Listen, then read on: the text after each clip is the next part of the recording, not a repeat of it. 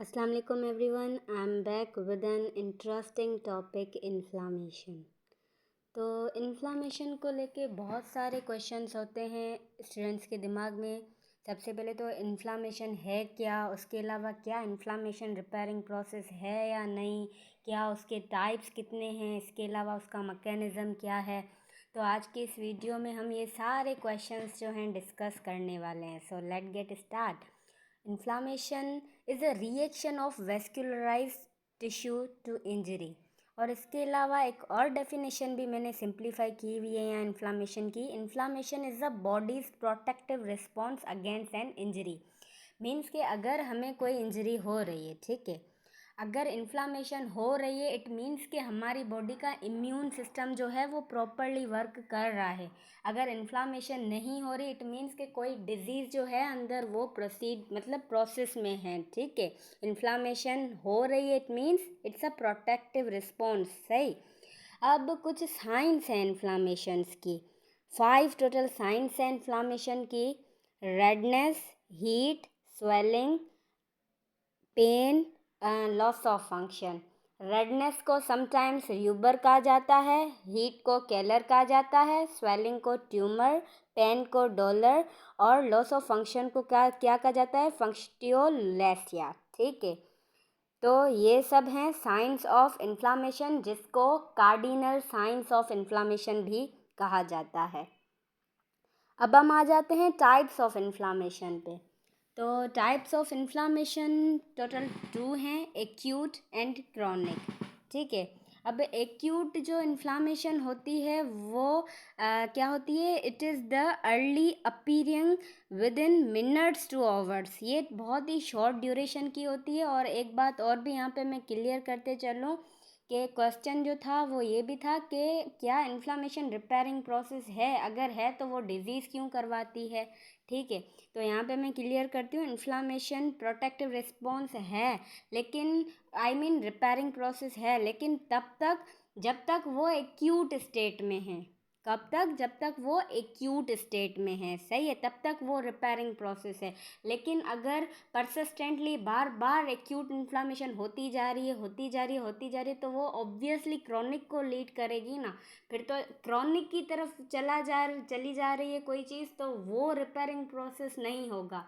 जब तक inflammation acute state में है वो रिपेयरिंग प्रोसेस या हीलिंग प्रोसेस करवा सकती है, ठीक है। तो मैं टाइप ऑफ इन्फ्लामेशन पे थी। इन्फ्लामेशन के 2 टाइप्स होते हैं, एक्यूट और क्रॉनिक।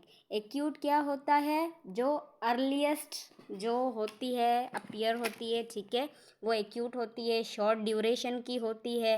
अब हम बात करते हैं क्रॉनिक इन्फ्लामेशन की। क्रॉनिक इन्फ्लामेशन जैसे कि मैंने आपको पहले ही बताया कि परसिस्टेंटली बार बार जो एक्यूट इन्फ्लामेशन रिपीट हो रही है तो वो लीड करेगी क्रॉनिक इन्फ्लामेशन को। और क्रॉनिक में मे भी कोई डिजीज़ हो जाए और इसके अलावा ये लॉन्ग लास्टिंग होती है, ठीक। अब cells of acute inflammation.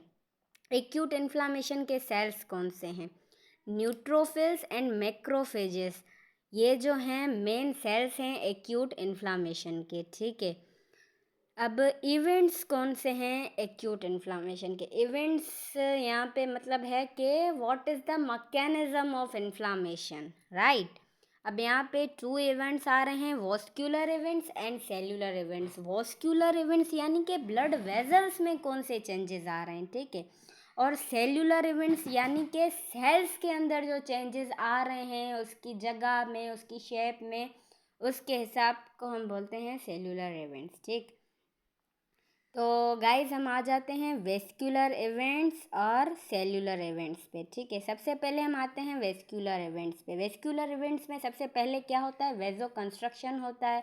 वेजो construction 3 to 5 seconds का होता है, क्योंकि वेजो कंस्ट्रक्शन के फ़ौरन रैपिडली वेजो डायलेशन होती है, सही है। वेजो डायलेशन होती है तो जब भी वेजल डायलेट करती है तो लार्ज अमाउंट ऑफ ब्लड जो है फ्लो करता है और स्पीड के साथ करता है।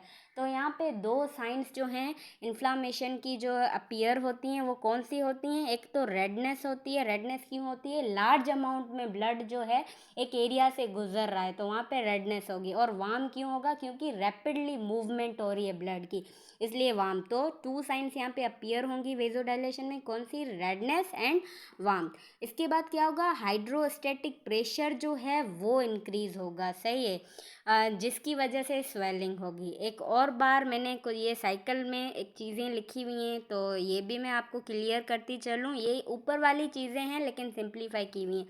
देखिए, सबसे पहले वेजो कंस्ट्रक्शन होगी।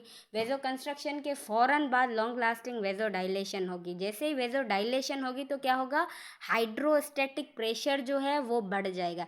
हाइड्रोस्टैटिक प्रेशर बढ़ेगा ना तो क्या होगा, एंडोथेलियल लाइनिंग में भी उनका भी प्रेशर बढ़ेगा। प्रेशर बढ़ेगा तो उनमें इंजरी हो जाएगी। इंजरी होगी तो वॉस्कुलर परमिएबिलिटी इंक्रीज होगी। वॉस्कुलर परमिएबिलिटी इंक्रीज यानी कि अब देखो वेजल की वाल में इंजरी हो गई है तो उसके बाहर चीज़ें आएंगी, सही है।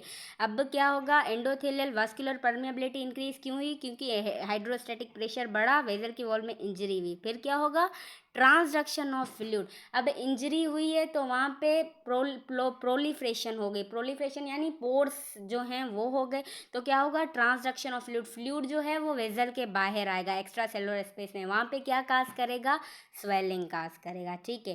तो यहाँ पे हमारे वॉस्कुलर इवेंट्स ख़त्म होते हैं। अब हम आ जाते हैं सेल्यूलर इवेंट्स की तरफ। सेल्यूलर इवेंट्स क्या होते हैं, मार्जिनेशन। सबसे पहले तो मार्जिनेशन होती है। मार्जिनेशन देखें क्या होता है, अगर एक को या ब्लड वेजल मिसाल के तौर पे उठा लें, अगर तो इन्फ्लामेशन नहीं है तो हमारे ब्लड के जो कंपोनेंट्स हैं, जो WBCs RBCs, ये तो वो लेमिनार मोशन यानी सेंटर में मूव करते हैं, सही है। जब इन्फ्लामेशन होती है तो वो मार्जिनेशन करना स्टार्ट कर देते हैं। मार्जिनेशन यानी अलोंग द वेजल वाल, पेरीफ्री ऑफ द वेजल है वहाँ पे आके जो है अटैच होना शुरू हो जाते हैं, ठीक है। उसके बाद होगी रोलिंग। रोलिंग यानी ऐसे घूम फिर के वेजल की वाल की तरफ आना। देन होगा पेवमेंटिंग। पेवमेंटिंग यानी कॉमन सेंस की बात है, एक सेल आया, दूसरा आया, तीसरा आया, ऐसे उन सब ने क्या, एक क्राउड बना दिया, सही है। क्राउड के बाद क्या होगा, ट्रांसमाइग्रेशन। एक क्राउड, एक चीज़ जगह पे बन रहा है, वेजल पे बन रहा है, ऑब्वियसली वो डैमेज होगी। डैमेज होगी तो वहाँ पे होल्स, प्रोलिफ्रेशन हो जाएंगे, सही है। तो वहाँ पे क्या होगा, ट्रांसमाइग्रेशन। एक चीज़ें जो हैं अब वो एग्जीक्यूट होना स्टार्ट हो जाएंगी, सही है। पेवमेंटिंग के बाद होगी ट्रांसमाइग्रेशन। ट्रांसमाइग्रेशन यानी कि एक क्राउड बन गया, ठीक है, WBCs का। अब क्या होगा, ट्रांसमाइग्रेशन यानी वो वेजल की वॉल के बाहर आना स्टार्ट हो जाएंगे। बाहर वो ऐसे ही नहीं आ जाएंगे, जो स्पेस बने हैं, स्पेस जो बने हैं ना एंडोथेलियल लाइनिंग के दरमियान, उनसे वो निकल के आएंगे लेकिन अपनी शेप को चेंज करके आएंगे, ठीक है। अब उसके बाद होगा कीमोटैक्सिस। कीमोटैक्सिस क्या है, मूवमेंट है WBCs की बेसिकली, ठीक है, with the help of chemical at the injury side, उसको बोलते हैं कीमोटैक्सिस। अब WBCs इंजरी के साइड पे पहुंच गया, वहाँ पे उसने पैथोजन को देखा तो वहाँ पे क्या प्रोसेस स्टार्ट हो जाएगा, फेगोसाइटोसिस का प्रोसेस स्टार्ट हो जाएगा, जो मैक्रोफेजेस करते हैं। तो यहाँ पे हमारा इन्फ्लामेशन का जो टॉपिक है वो कवर होता है। Hope you like it guys. Please subscribe to my channel, comment and share.